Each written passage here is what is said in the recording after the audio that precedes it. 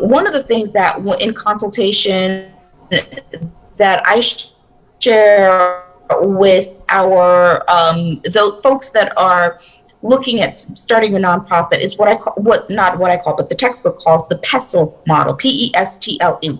Okay, and so that speaks to where Stephanie mentioned looking at your strengths and your weaknesses. Even in personal hiring, I always hire for my weaknesses. So everybody else that's on our team, our personal consulting team, they know stuff that I don't. And I probably don't even want to know at this point. I'm getting old, you know?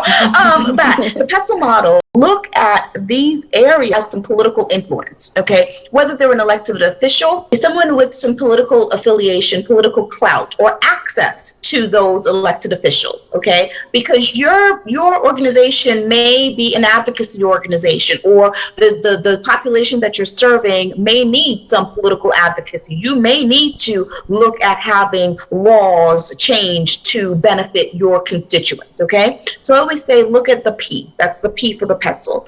E, environment. Okay, we are in a huge area and we're seeing climate change and the impact of it in all levels.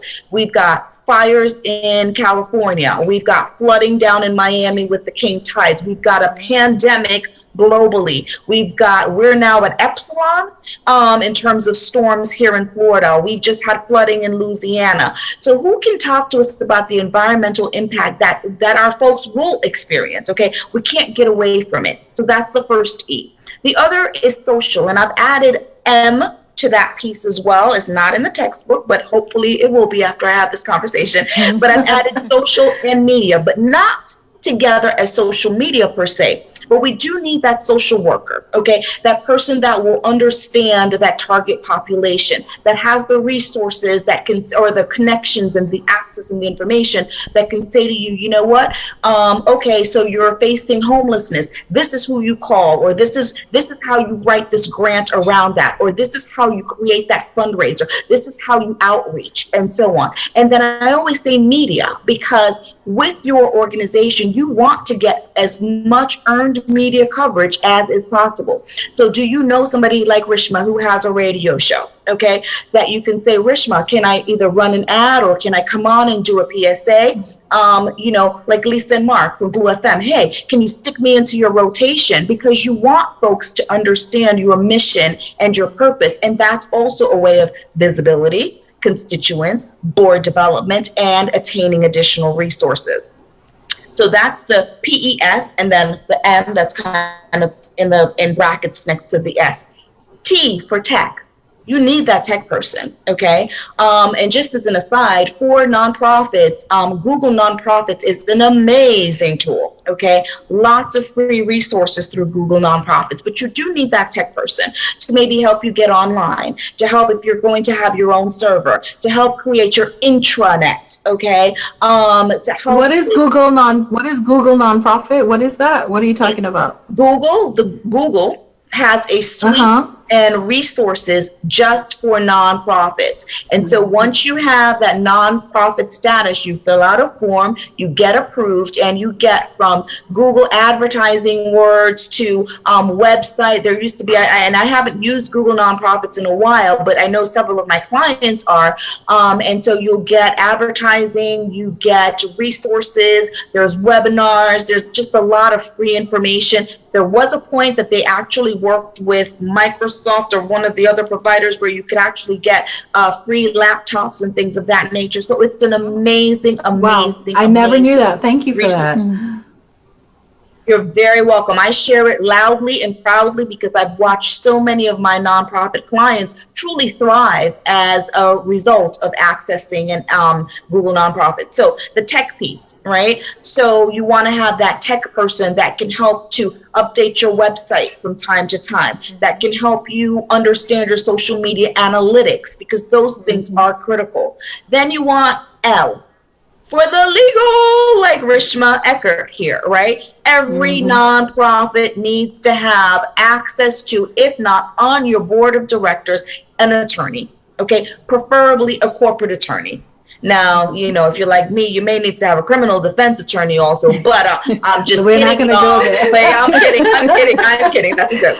But seriously, you want to have that business attorney, right? That corporate attorney who can help you and say, wait a second, you know what? That may get us into a little bit of a sticky wicket, okay? And then economics. That's the second E, right? So we want to ensure that we have that econ person, ideally an accountant, a CPA, okay? Because you are going to have to file your returns. You do have to, and depending on how much money you're making and what you're applying for and where your funding is coming from, you may have to have an annual audit, okay? So not necessarily that your board member can provide that to you because there may be a conflict of interest, but you are able to get good, credible information that's going to keep you and your board of directors out of hot water. And let me say this, as we're talking about economics, it is important. One of the first things, if you ask me to be on your board, and I don't care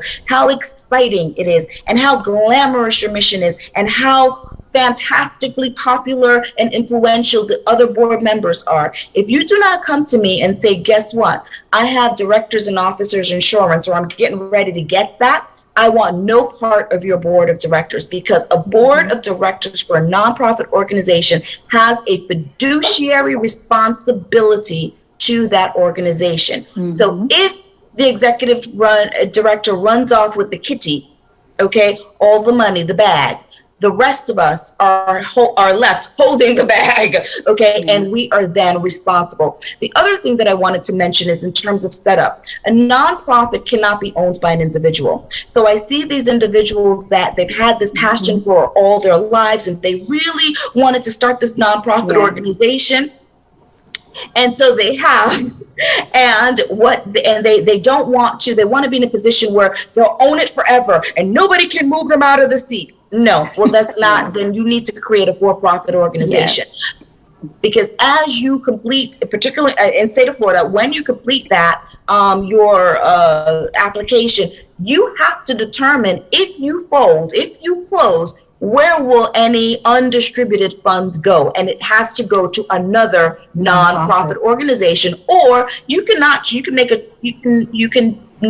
make that election, and the state will make that election for you. So that's also an important part of that last E. So just to recap, the PESTLE: political, environmental, social, media, but not together, technology, legal, and economics. Those are the primary players that should make up your board. Now, who they are in your life, that's up to you. I am not 100% opposed to having family members. If you've got, a sister who is a marketing person, like the social and the media, like I know our attorney sister, she would be on my board of directors, because she does have value and she has the experience that I am looking for. So I'm not 100% opposed to it, though I do see a lot of folks coming in and saying, I got my mama, my sister, and so on. And we've been trying for years. Well, because none of you really hold the skill sets that are required to move forward. So if it's family, just make sure that your family member